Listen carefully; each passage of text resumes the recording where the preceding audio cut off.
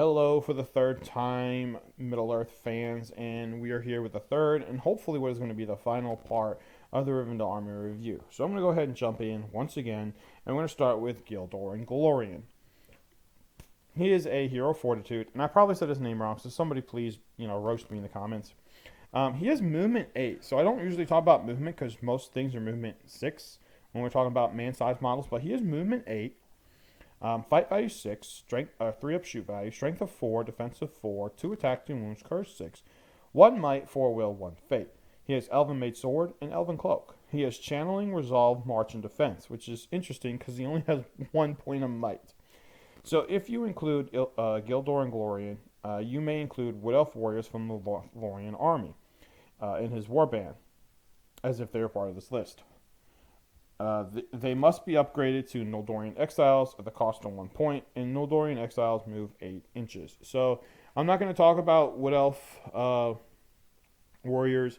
We'll talk about them when I do a Lothlorien army review, and I'll try to be sure to leave a link back to this army video so that you can go ahead and check Gildor's profile to the Wood Elf profile. Why am I doing that? Clickbait.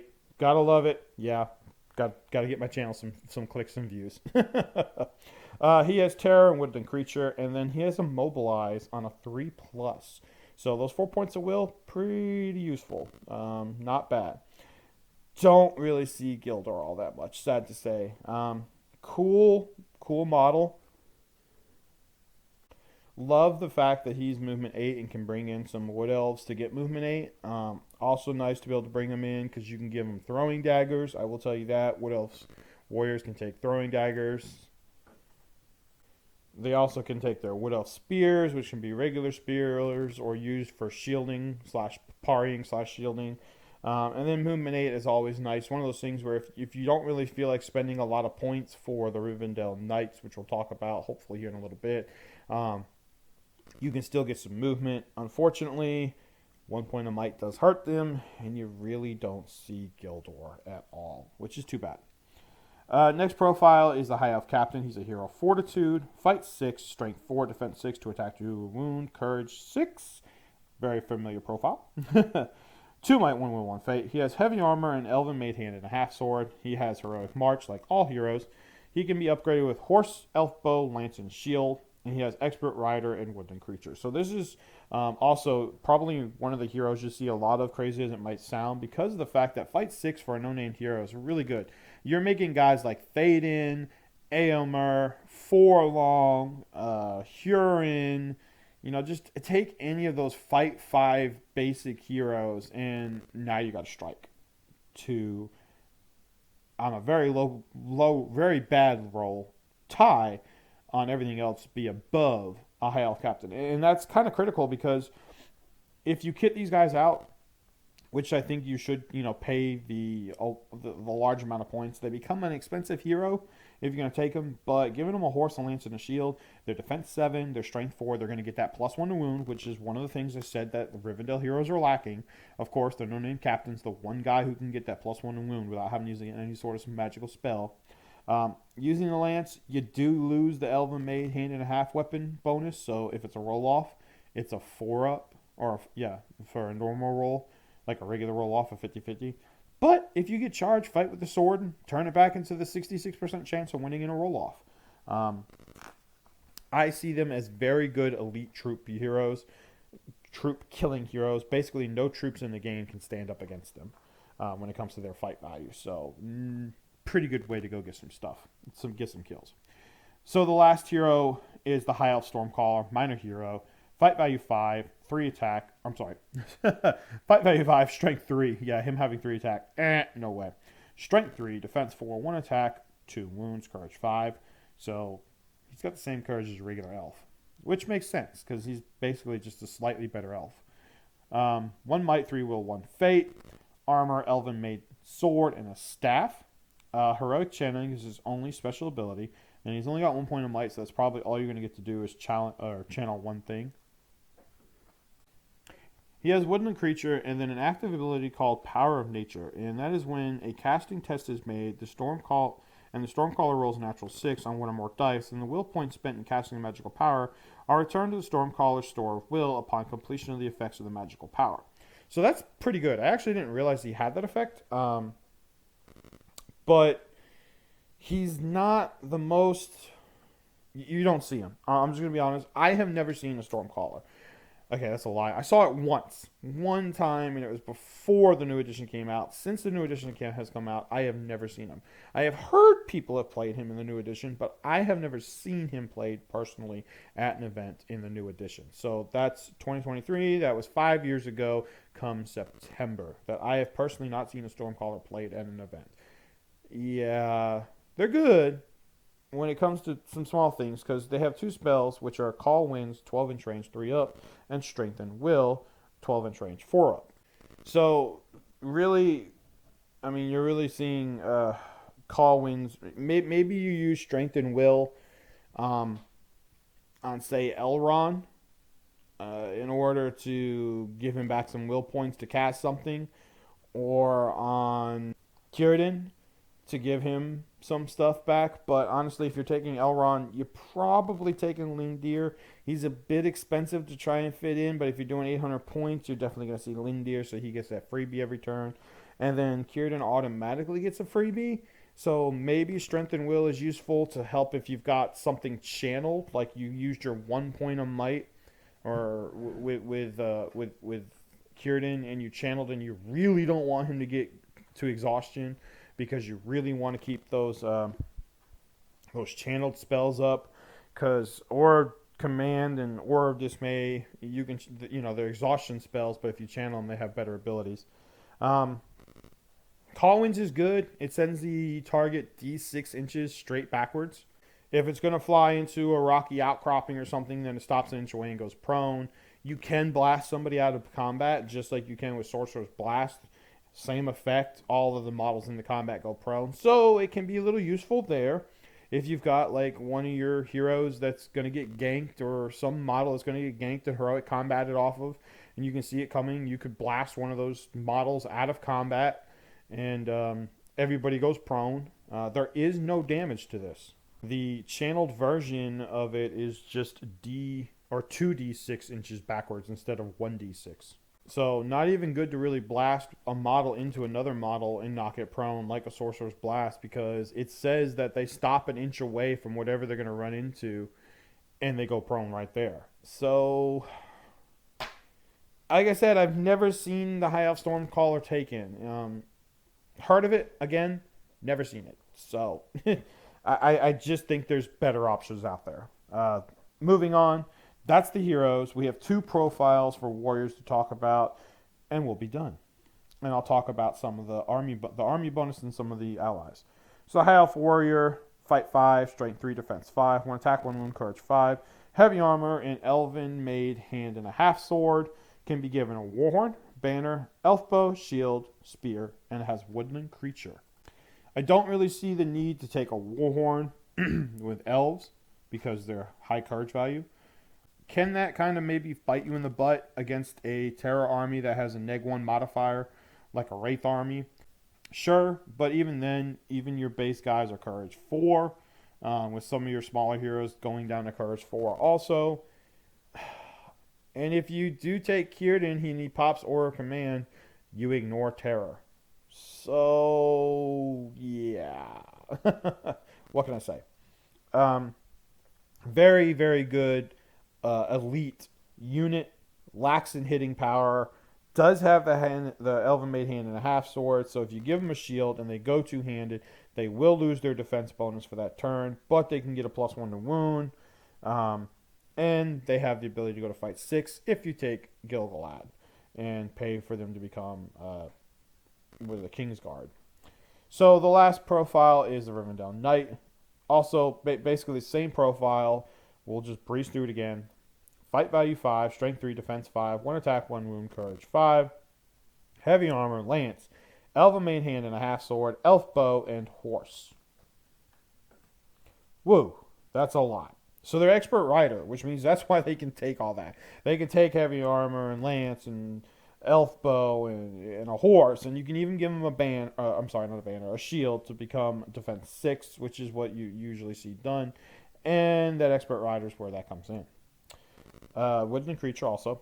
And you could also give him a banner or a warhorn. Again, don't see the point in taking a warhorn. Maybe see the point in taking a banner on them. Nothing like having a mobile banner that can get around the board really quickly to give you that 3-inch reroll bubble that you need in specific areas. Of course, that means that you've taken your heavy hitting, very expensive cav unit and basically nerfed it, because when he goes into combat, he's going to take a -1 to his dual rolls. Yeah. Do as you might. I don't ever put a banner on my knights. I put them on my warriors, not my knights. The knights are the one thing outside of the captain and Aglos where you're going to be able to get a charge off and have a +1 modifier to wound because of the fact they have the lanes. So, those are all the profiles. That is Rivendell. So let's go ahead and talk about their army bonus real quick. So, I'm not going to try and say it. You all know what it is. But basically, the army bonus, 10 go 8. Yeah, you got it. I'm pretty sure it's what Elrond is yelling at the Battle of not Daggerath, but Daggerland. Battle of Daggerland on the slopes of Mount Doom. And the bonus is, whilst within 6 inches of the army's leader, friendly Rivendell models may re-roll fail to hit rules when making shooting attacks in a turn in which they did not move. Is the best way to describe that. This is not an army that wants to sit around. It lacks in mobility for the troops because of the fact that the cav units are very expensive, 2-to-1 value, so you're not going to be sitting around for a long time. Your army leader is usually somebody you want in combat, like Gil-galad, Glorfindel, or Elrond. So they're not going to be sitting around. It's a very meh army bonus. I feel like maybe that should have been one where it was, if the models that are shooting don't move, get to re-roll fail to hits, not have to be within 6 inches of the army's leader, or maybe even 6 inches of a hero, because there's some heroes that don't mind staying stationary as well. Like Círdan really doesn't need to move once you get into combat or close to it, because he's not really going to stand in combat. He might pop in, cast a spell, and pop back, but he's not going to be going and getting in the thick of things. Same for, like I said, Arwen. So maybe I could see that where you're like a turn or two away from combat, so you just go, okay, I'm not going to move with this hero this turn. We'll just play the defensive spells game, and we'll get the reroll. I don't know. I'm not a fan. A lot of people don't care about this army bonus. I'll be completely blunt. So there is actually one profile that I did not cover, and I just noticed it looking at the army composition, and that's Bilbo Baggins from the Shire list, and he's counts as a independent hero if he's taken with Rivendell because of the fact that he went to Rivendell after leaving from his 111th birthday party. So we're going to go ahead and talk about his profile real quick, and I think it's actually an interesting one. So he is movement 4, no surprise, he's a hobbit. Fight value 3, 3 upshoot value, strength 2, defense 2, 1 attack, 2 wounds, courage 6, 1 might, 3 will, 3 fate. We're not going to talk about his thing with Frodo and all that because you can only take him as an independent hero. He has a dagger for his war gear and heroic resolve. So, if no other models are wearing the Mithril cloak, you can give it to him. No other models in Rivendell can take it, so you can go ahead and give it to him. If you're playing pure, if no other models carry Sting, you can give it to Sting. And if Frodo is not in the Force, then you can give Bilbo the ring for free. He has resistance to magic and a throw stone, which is a strength 1 8-inch range.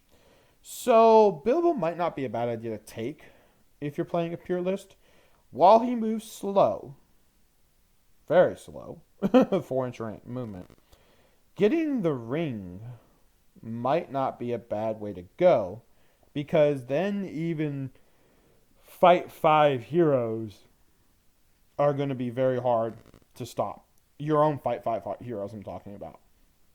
And most of the heroes in this game are fight 6, or in this army are fight 6 or better. He can become expensive. I would probably not give him Sting, but giving him the Mithril Cloak would be good because getting his defense up to 5, I think it's a +3 to defense for the Mithril Cloak, if I'm remembering correctly. Yeah, it's +3 to his defense. Would be really, really good for him. So having him at defense 5. And then he's got 3 will and 3 fate, so it's not like he's going to die very easily. And he does have resistance to magic, so he's not going to be hit with spells. In an army that's already expensive, I don't see him being taken, which is too bad because I really, really, really love the old Bilbo Baggins model. One of my favorite models. I don't know why. I just really love it. I love the fact that he's awesome. And you know what? If I'm gonna go ahead and give him the points to have the cloak, I might as well pay a few points more and give him Sting because at least then he's got an elven made weapon. And it'll increase his strength to 3. So it's not like he would be a completely sitting duck. But yeah, hard to see him being taken. Maybe more for posterity's sake. If you're playing an extremely themed army where you're taking like I don't know Elrond and Arwen and Lindir and just everybody that's very thematic for like a true last homely house type army. So lastly, we're going to go ahead and talk about alliances real quick. And so there are many allies that Rivendell can take. They have a number of green allies. They're yellow allies they have no impossible allies with good, which makes sense because of the fact that Rivendell, they're high elves. They've been around a very long time. But they are green allies with the Fellowship. So you could go ahead and take the Fellowship and ally in, say, Gimli and Legolas. Or maybe Aragorn. Or Gandalf if you don't want to take any of the casting ability with Elrond. Now remember, if you take Gil-galad, they will become impossible allies with the Fellowship. So if you want to be able to take the Fellowship, you have to take somebody like Elrond. One thing to talk about also is that Arwen has a caveat in her profile that says she can be taken with the Fellowship as long as Aragorn is also included in the Fellowship. So moving on, they are also green allies with Lothlorien, and they are green allies with Numenor, which you kind of expect. You see a lot of Last Alliance armies. That's a very popular army is to see Last Alliance.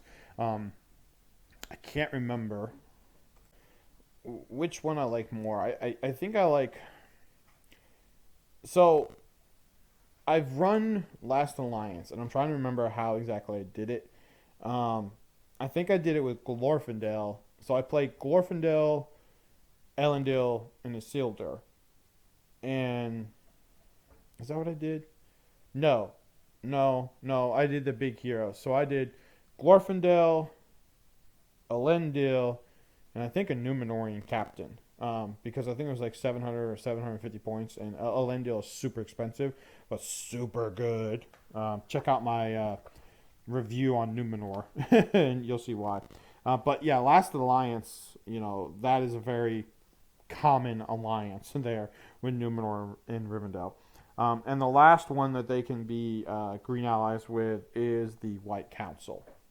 So you do have the ability to get Saruman the White with a Rivendell list. Crazy as that may be. I think he would be a solo drop unless you take, somebody from the White Council along with him. You could take Elrond from the White Council, but then he wouldn't be able to lead troops. So you just kind of got to figure out how you want to do that. But I think that's not a bad idea. I've seen that done before where like the Rivendell heroes, the big named ones like Glorfindel and Elrond, were taken from the White Council because they get... The White Council's army bonus is really good. I think they get free resistance or something like that. I'll have to do an army review and talk about it because I can't remember exactly what it is off the top of my head. I just know that it's good.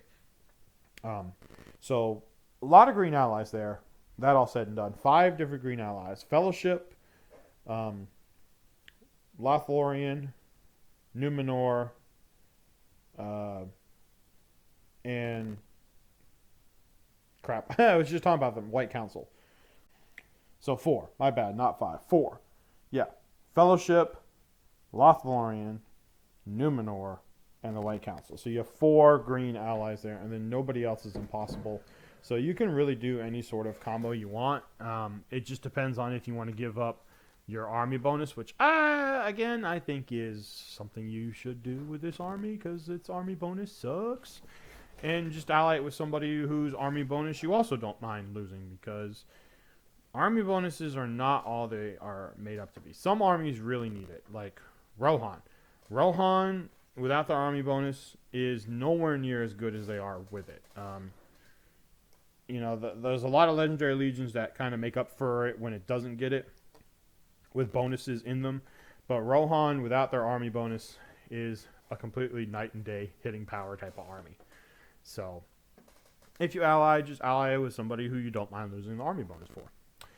Alright, so this is the longest of the 3. I do apologize, but I've talked some tactics, I've talked all the profiles, and I've actually given myself at least 1, if not 2, armies to review in Lothlorien and now the White Council. So something to look at there. So I hope you guys enjoyed this. I hope I helped extend your knowledge on Rivendell, answer some questions. If you have any questions, leave them in the comment section. I always like chatting in the comment section. Helps the video out as well because it generates feedback and gets those clicks that I need through the YouTube algorithm. And please let me know what next army you would like to see reviewed. This one has been asked a while ago. So for those who asked for it, thank you for your patience. I appreciate it. And until next time, take care and enjoy your Middle-earth strategy battle game hobby. And remember, it is a hobby. It is for fun. Don't turn it into something it's not. Take care.